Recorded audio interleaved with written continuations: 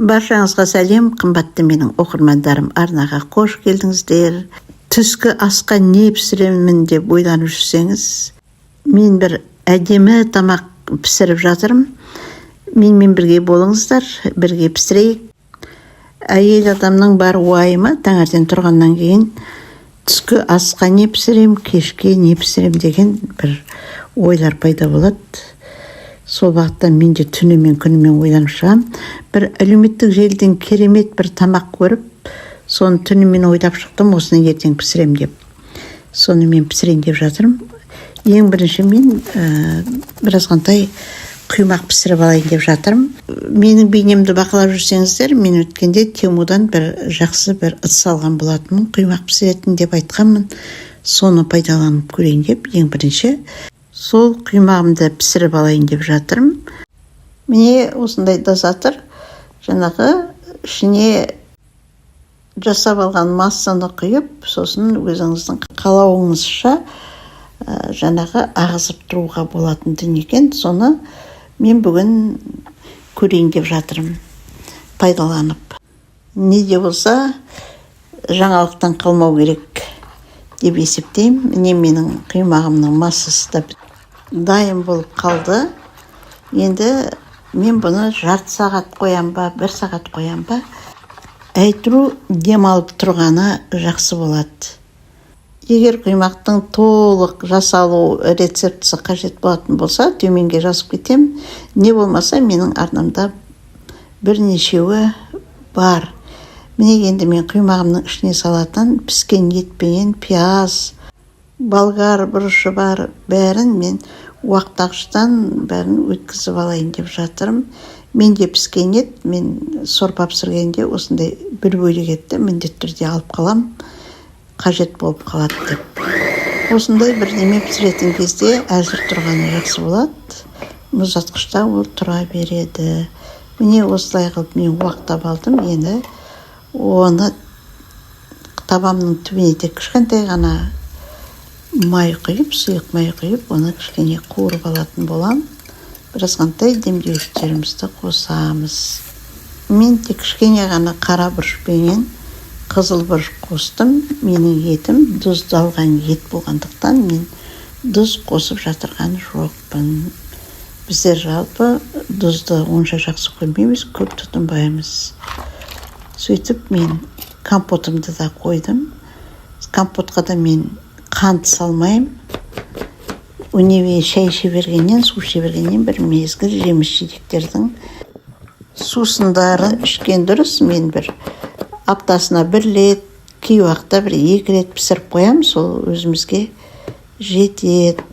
Енді мен жаңағы пісірейін деп жатқан ыссы тамағымның ішіне асқабақ пенен картоп және пияздарды алып, оларды да уақтап алайын деп жатырмын. Оған да менің осы бір көмекші құрылғым қажет болады.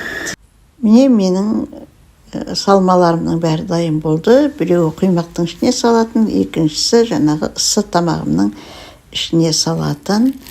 Менде сиырдың фарш еті, мен әрбірін бір 350 граммнан ғана бөліп қоям, сол ойдайға жетеді.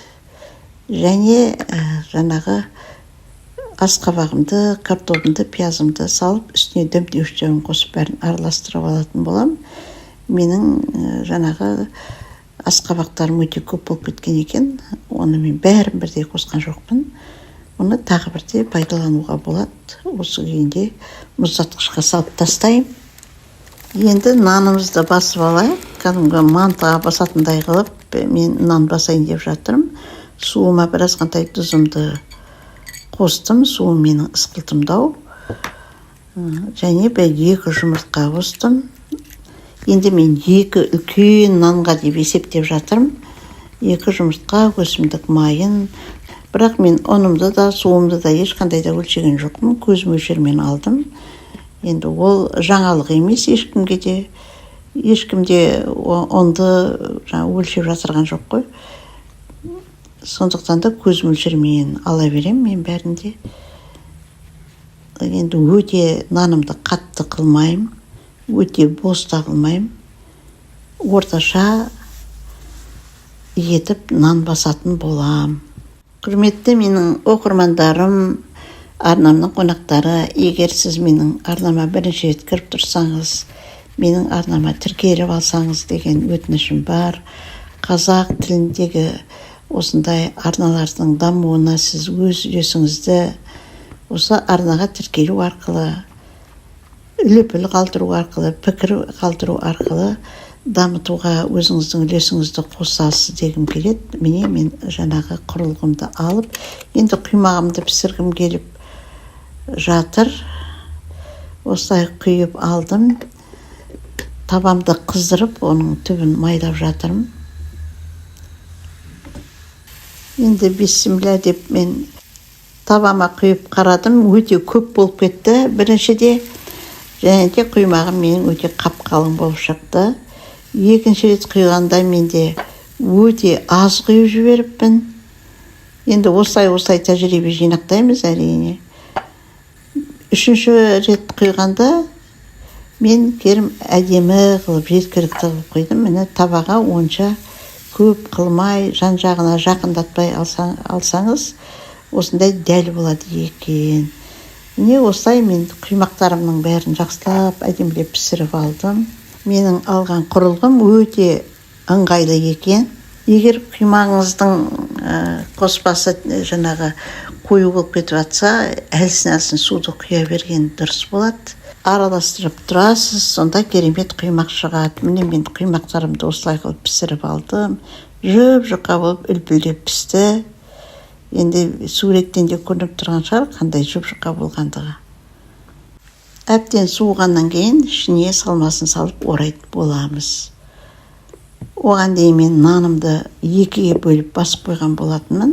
Оны жақсылап ысып алып, жаңағы жасайтын тағамымызды жасаймыз. Енді мен бұны манты деп айтайын десем, мантыға да келмейтін сияқты. Енді аты жоқ тамақ, білмеймін. Мен бір шетелдің бір аспазынан, блогерінен көрген болатынмын. Соны көрген бойда ұмытып қалмайыншы деп, соны теп-тез пісіріп жатырмын. Осындай тамақтың мен екі түрін көрдім. Біреуін керімтек роза қылып пісірген екен. Қазір мен үйлестіріп жасап көремін. Ол үшін мен енді нанымды осылай қылып, мантыныкінен үлкен қылып жаңағы кесіп алдым, және оларды енді кішкене әдеттегіден ұзындау қылып кесіп жатырмын.